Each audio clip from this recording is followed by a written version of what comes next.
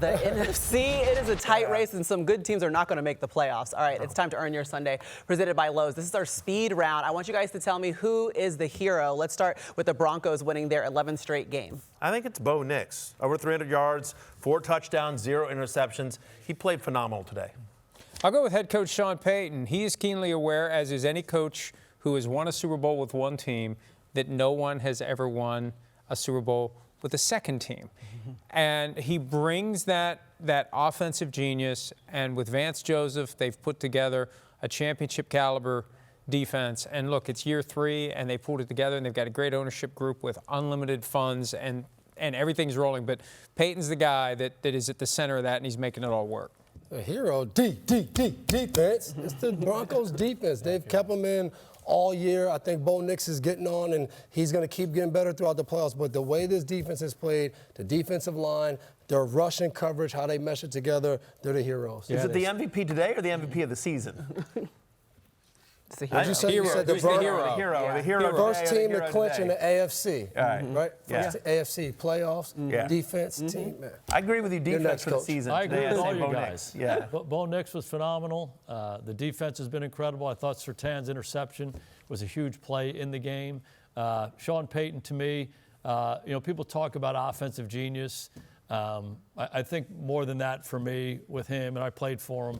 He's a good friend of mine. I just think he's done a great job building the organization, understanding how he wants his team to play, what kind of guys you want to bring in there, what the culture is every day. And I think what impresses me most about him is he has strong convictions about things. This is what we are. This is how we're going to play. This is my quarterback. This is what we're going to do on defense. And the team follows that. They've certainly taken on his personality. They've been really impressive. All right, what about for the Ravens eliminating the Bengals and shutting out Joe Burrow for the first time in his career? Yeah, I'm going to say the defense for doing exactly that. Anytime you can shut down Joe Burrow and Jamar Chase and 0 points, to me, you're the hero. 2 interceptions, 3 sacks. They made Joe Burrow look mortal today. Lamar Jackson, it finally feels like he's back. He's moving like he did before the hamstring injury. He had 4 touchdown passes on the Thursday night when he came back from the hamstring injury. He had 2 total touchdown passes in the 5 games after that. He had 2 today. So they're moving the passing game in the right direction. They're going to need it if they're going to catch the Steelers. So I think Lamar Jackson had a lot to do with it today. Yeah, I agree with you. I think Lamar Jackson made everybody else around him better. I think it gave the defense a lift to watch him play. I think he was a little bit of their issue in the last few games and not, offensively missing throws, not running the way he used to. So I think the way he played really got that whole team going. Yeah, we've been talking about this word respond really all day long. And think about it. 2 weeks ago, Cincinnati goes to Baltimore and destroys the Ravens at their place on Thanksgiving night. And Baltimore responded. And for me, it starts with the defense. Cincinnati has had such big games against Baltimore. Burrow and Chase and all these guys, they've dominated them through the years. And not today. They went in there and their backs to the wall, and they responded the right way. One other thing real quick, too. I got to give them credit for not letting last week's game stick with them. Because let's face it, they got screwed.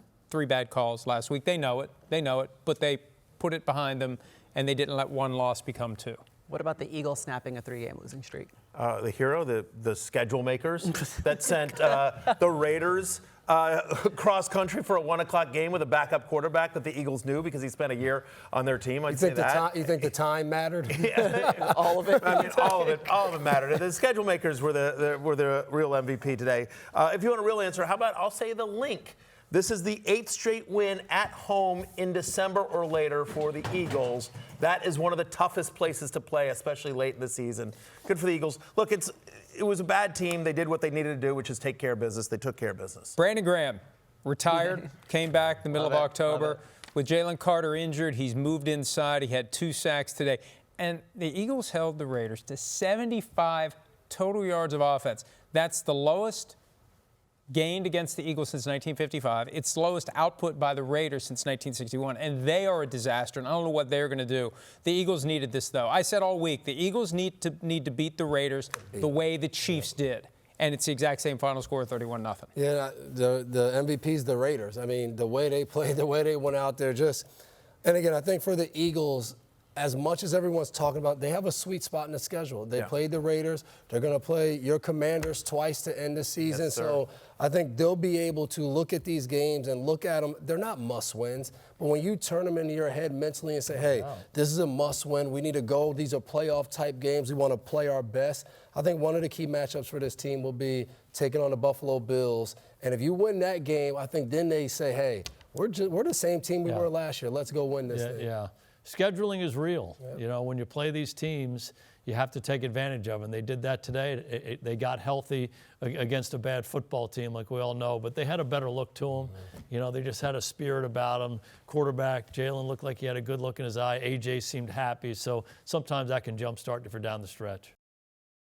Hi, I'm Mike Tirico, and thanks for watching. Make sure to hit subscribe for the latest news and highlights from NBC Sports.